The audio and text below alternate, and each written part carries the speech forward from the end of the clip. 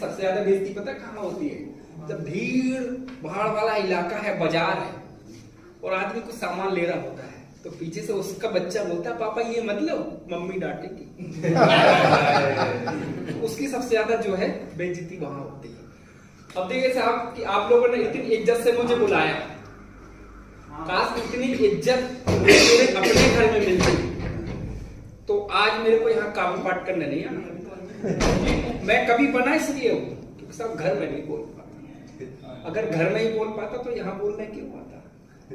और एक दिन तो मेरी पत्नी ने पूछ लिया, बोले एक बात बताओ, ये तुम इतना सारा लिख कैसे लेते हो? मैंने कहा छोड़ो, तुम नहीं समझोगे, बहुत दिमाग लगता है।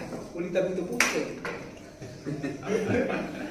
एक दिन बोली चलो छोड़ो, आप इतना लिखते हो, जगह जगह जाते हो, हाथ से लिखते हो, श्रृंगार लिखते हो, राजनीति पे लिखते हो, कभी एक दो लाइन हमें भी सुनाओ, हमारी भी तारीफ करो। अब मैं ठहरा कभी जाने, मैं कहा हान मान, मैंने कहा सुनो, मैंने कहा कि संगमरमर से तरासा खुदा ने तेरे बदन, संगमरमर से तरासा खुदा ने तेरे बदन को, और बचा हुआ पत्थर तेरे अकल पे रखे। भाई साहब वो दिन और आज का दिन इशारों में बात चल रही है, क्या हो जाता है। एक हमारा दोस्त, जिगरी दोस्त, वो नाराज बैठा, मुंह फुलाए बैठा है। उसने हमसे कहा कि हमारी दोस्ती को सालाना अंदाज में बयां करो, और मैं हो गया कभी, तब से मेरी आदत है व्यंग करने की।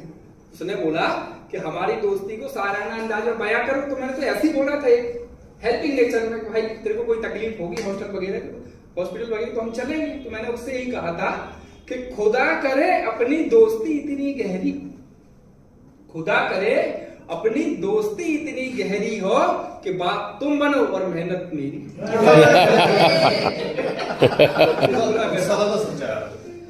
तो भाई साहब हो जाता, हम करें क्या? अच्छा कई लोग जो प्यार मोहब्बत में पड़ जाते हैं, जैसे भाई साहब की अभी शादी नहीं हुई, क्या नाम साहब आपका? कुकरेती साहब की अभी शादी नहीं हुई, ठीक है, तो ये आजकल क्या प्यार मोहब्बत में ज्यादा होंगे, पर मेरा प्यार सबसे भाई साहब दूर दूर का नाता है। मैं प्यार मोहब्बत तो पढ़ते ही, प्यार सबसे नफरत है साहब मुझे। क्यों? साबित करता हूं कि वो जो कहती थी कि मैं मर जाऊंगी तुम्हारे बिना, वो जो कहती थी कि मैं मर जाऊंगी तुम्हारे बिना, और कल ही तीसरा बच्चा है उसका, वो भी हमारे बिना। क्या भरोसा करूं आप बताइए? वो जो कहती थी कि मैं मर जाऊंगी तुम्हारे बिना, और कल ही तीसरा बच्चा हो गया उसका, वो भी हमारे बिना। इसलिए कहता हूं ये इश्क नहीं आसान, बस इतना समझ लीजिए, ये इश्क नहीं आसान, बस इतना समझ लीजिए, और घंटा समझना आएगा चाहे जितना समझ लीजिए।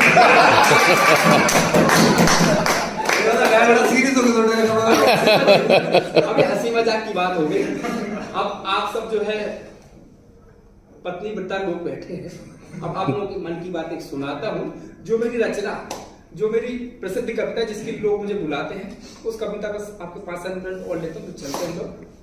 तो एक ये कविता है चंचल पति की। अब शादी के बाद आदमी क्या कर सकता है साहब? ख्वाब ही देख सकता है, और पति क्या ख्वाब देखता है, क्या सोचता है, उस पर एक आपको रचना सुनाता हूं।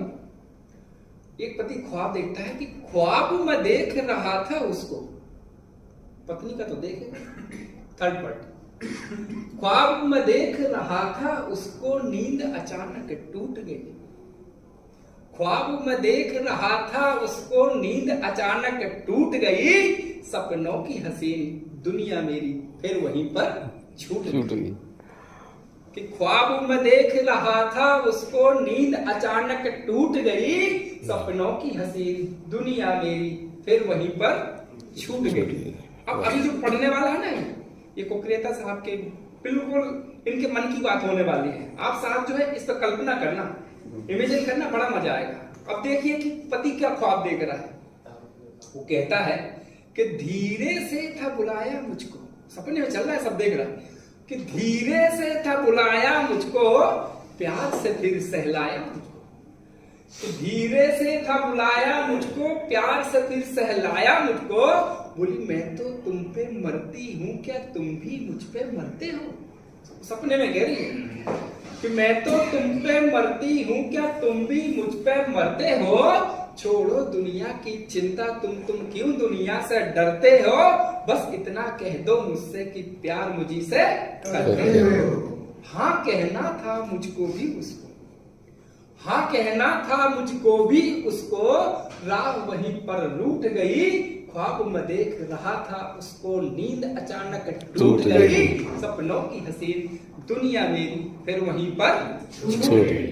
अब देखिए साहब कि नींद टूटी क्यों, तो यहाँ सबकी जानकारी के लिए बता दूं कि नींद टूटी, नींद जानबूझ के तोड़ी गई, और तोड़ी किसने आप लोग समझ जाइए। चाय का कप देते हुए पत्नी बोली चाय पी लो, और क्या बोलती है आप लोग सुने, अगर ध्यान से सुनेंगे तो समझ में आएगी, और अगर कविता आप लोगों के समझ में आ जाए, कविता आप लोग तक पहुंच जाए तो मेरे को आशीर्वाद दीजिएगा। चाय का कप देते हुए पत्नी बोली चाय पी लो, और क्या बोलती है कि माना कि नींद में थे मगर चेहरे पे रौनक आई, माना कि नींद में थे मगर चेहरे पे रौनक आई थी, और मुझे लगा सपने में मिलने मेरी सौतन